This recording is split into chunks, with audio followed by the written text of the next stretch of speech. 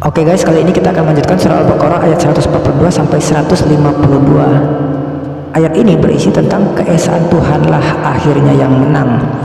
Konteks kecilnya sekitar pemindahan kiblat.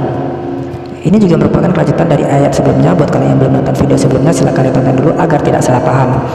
Kita lihat di ayat 142. Orang-orang yang kurang akal di antara manusia akan berkata, apakah yang memalingkan mereka muslim dari kiblat yang dahulu mereka berkiblat kepadanya? Katakanlah, Muhammad milik Allah lah timur dan barat. Dia memberi petunjuk kepada siapa yang dia kehendaki ke jalan yang lurus. Nah, menurut penafsiran saya pribadi di ayat 142 ini dijelaskan orang-orang yang kurang akal itu, orang-orang yang kurang akal itu siapa? Menurut penafsiran saya pribadi itu merupakan orang Yahudi dan Nasrani pada masa itu. Ya, mereka itu menanyakan kepada Nabi Muhammad dan pengikutnya, kok kalian pindah kiblat sih, gitu, seakan-akan seperti itu. Jadi pada masa itu kiblatnya tuh bareng, orang Yahudi, Nasrani sama Islam itu bareng tuh bertiga. Tapi setelah ada petunjuk ayat yang diturunkan Allah Subhanahu wa taala kepada Nabi Muhammad tentang ini, maka Nabi Muhammad dan pengikutnya berpindah ya dari kiblat mereka yang awalnya itu Baitul Maqdis kembali ke Masjidil Haram. Nah, Masjidil Haram ini adalah Ka'bah seperti yang kita tahu hingga saat ini. Nah, inilah sejarahnya. Jadi di sini sangat jelas sekali di mana orang Yahudi itu mempertanyakan itu, lalu disuruhlah Nabi Muhammad mengatakan oleh Allah, milik Allah lah timur dan barat. Dia memberi petunjuk kepada siapa yang dia kehendaki ke jalan yang lurus. Menurut penafsiran saya pribadi, awalnya mereka itu kiblatnya tuh bareng. Mungkin Allah itu ingin menunjukkan petunjuk yang benar itu seperti ini. Jadi jangan mengikuti orang Yahudi dan Nasrani gitu. Mungkin itu menjadi pembeda gitu. Itu menurut penafsiran saya pribadi. Buat kalian yang terlalu dalam, silahkan kolom komentar. Nah, jadi dari ayat ini itu sangat jelas, perpindahannya itu sangat jelas. Lalu kita lihat di ayat 143. Dan demikian pula kami telah menjadikan kamu umat Islam, umat pertengahan, agar kamu menjadi saksi atas perbuatan manusia dan agar Rasul dalam kurung Muhammad menjadi saksi atas perbuatan kamu. Kami tidak menjadikan kiblat yang dahulu kamu berkiblat kepadanya, melainkan agar kami mengetahui siapa yang mengikuti Rasul dan siapa yang berbalik ke belakang. Sungguh pemindahan kiblat itu sangat berat, kecuali bagi orang yang telah diberi petunjuk oleh Allah, dan Allah tidak akan menyia-nyiakan imanmu. Sungguh Allah Maha Pengasih, Maha Penyayang kepada manusia. Nah, menurut penafsiran saya pribadi di ayat 143 ini, jadi umat Islam yang sekarang sampai detik ini itu menjadi saksi atas perbuatan-perbuatan pemindahan kiblat itu menjadi saksi kita, dan kita akan melihat orang-orang yang berpaling. Jadi ini kan udah direkomendasiin sama Allah, berkiblatlah ke Masjidil Haram. Berkiblatlah ke Masjidil Haram, kata Allah. Tapi ketika ada orang yang tidak setuju dengan itu atau berbalik arah, maka itu sangat dilaknat sama Allah Subhanahu wa taala. Itu menurut penafsiran saya pribadi. Sungguh pemindahan kiblat itu sangat berat. Jadi sangat berat sekali pemindahan kiblat. Jadi anggap seperti ini, kita awalnya itu berkiblat ke barat, terus tiba-tiba ada petunjuk nih, terus tiba-tiba kita ke timur. Jadi pasti dong ada pro dan kontra. Jadi itu sangat berat sekali gitu. Itu menurut penafsiran saya pribadi. Buat kalian yang terlalu dalam, silahkan kolom komentar. Jadi itu sangat jelas sekali. Lalu di ayat 144, kami melihat wajahmu dalam kurung Muhammad sering menengadah ke langit, maka akan kami palingkan engkau ke kiblat yang engkau senangi. Nah, sampai di sini menurut penafsiran saya pribadi ini sangat jelas sekali. Jadi pada masa-masa dahulu itu, pada masa Nabi Muhammad itu sering berzikir, sering sholat, itu selalu menghadapkan wajahnya itu ke langit. Jadi kami melihat wajahmu dalam kurung Muhammad sering menengadah ke langit, gitu katanya. Maka akan kami palingkan engkau ke kiblat yang engkau senangi. Jadi berhubung Nabi Muhammad itu sangat senang menghadap ke Masjidil Haram, maka diarahkanlah ke situ, dan itu bagian dari petunjuknya Allah. Bagi orang yang gak suka, maka akan dimurkai Allah. Itu menurut penafsiran saya pribadi. Maka hadapkanlah wajahmu ke arah Masjidil Haram, katanya, dan di mana saja engkau berada, dihadapkanlah wajahmu ke arah itu.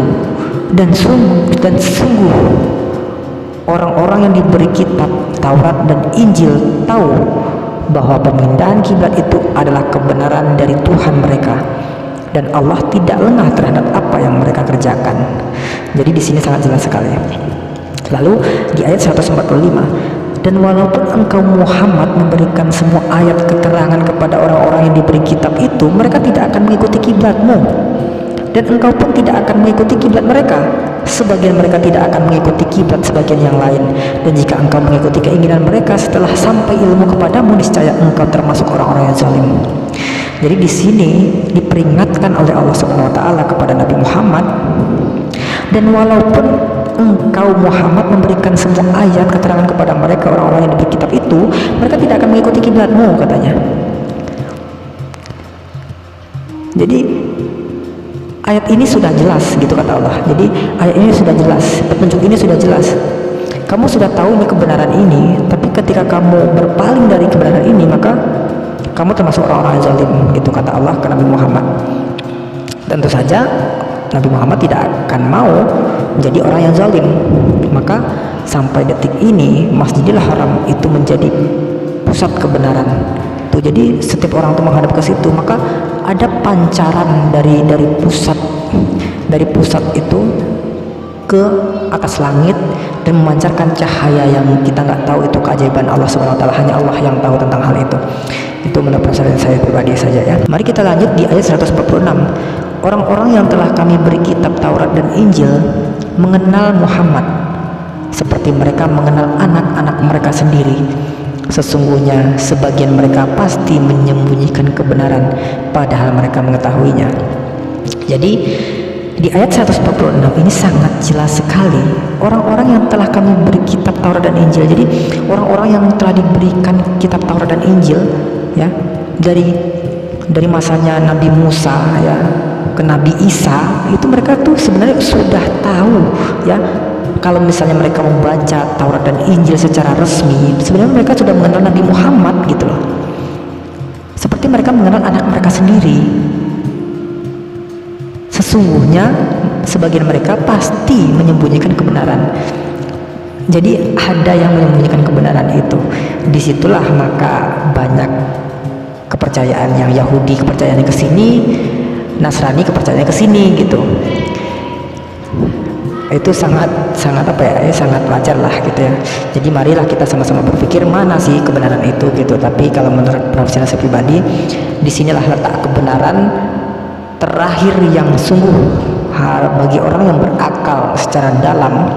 Itu kita harus memahami dengan sebaik mungkin kitab sucinya Allah Subhanahu wa taala.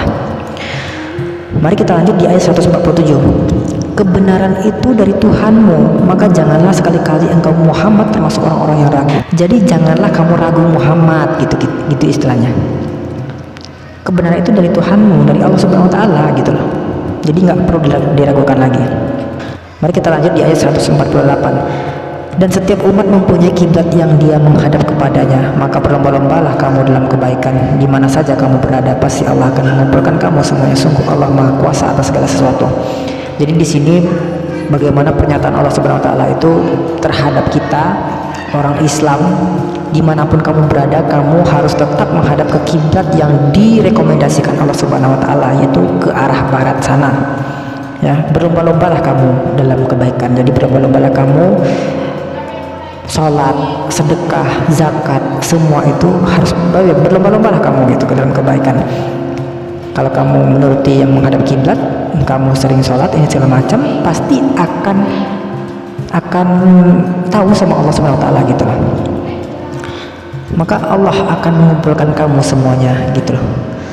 Lalu di ayat 149, dan dari manapun engkau Muhammad keluar, hadapkanlah wajahmu ke arah Masjidil Haram. Sesungguhnya itu benar-benar ketentuan dari Tuhanmu. Allah tidak lengah terhadap apa yang kamu kerjakan. Jadi di sini di ayat 149 ini sangat jelas sekali. Ini disuruhlah Nabi Muhammad itu. Jadi ketika keluar atau apa itu hadapkanlah wajahmu ke arah Masjidil Haram, karena di sanalah letak kesucian. Itu menurut penafsiran saya pribadi. Jadi di situ sangat jelas sekali. Lalu di ayat 150, dan dari manapun engkau Muhammad keluar maka hadapkanlah wajahmu. Jadi di sini dijelaskan lagi, maka hadapkanlah wajahmu ke arah Masjidil Haram katanya. Lagi-lagi dipertegas di sini. Dan di mana saja kamu berada, maka hadapkanlah wajahmu ke arah itu, agar tidak ada alasan bagi manusia untuk menantangmu, kecuali orang-orang yang zalim di antara mereka. Janganlah kamu takut kepada mereka, tetapi takutlah kepadaku, agar aku sempurnakan nikmatku kepadamu, dan agar kamu mendapat petunjuk. Mari kita lanjut di ayat 151. Sebagaimana kami telah mengutus kepadamu seorang Rasul Muhammad dari kalangan kamu yang membacakan ayat-ayat kami, mensucikan kamu, dan mengajarkan kepadamu kitab Al-Quran dan hikmah sunnah, serta mengajarkan apa yang belum kamu ketahui. Di sini sangat jelas sekali bahwa di Taurat dan Injil itu sangat jelas sekali Nabi Muhammad itu menjadi Rasul, Nabi terakhir lah yang harus kita imani dengan kebenaran kitab suci Al-Qurannya. Lalu 152, maka ingatlah kepadaku, aku pun akan ingat kepadamu, bersyukurlah kepadaku, dan janganlah kamu ingkar kepadaku. Di sini sangat jelas sekali, maka ingatlah kepadaku, aku pun akan ingat kepadamu, bersyukurlah kepadaku, dan janganlah kamu ingkar kepadaku. Nah, di sini kita dapat ilmu bagaimana. Jadi ketika kita mengingat Allah Subhanahu wa taala, Allah akan ingat juga kepada kita. Bersyukurlah kepada Allah Subhanahu wa taala dan janganlah kamu ingkar kepadanya. Nah, itu luar biasa itu.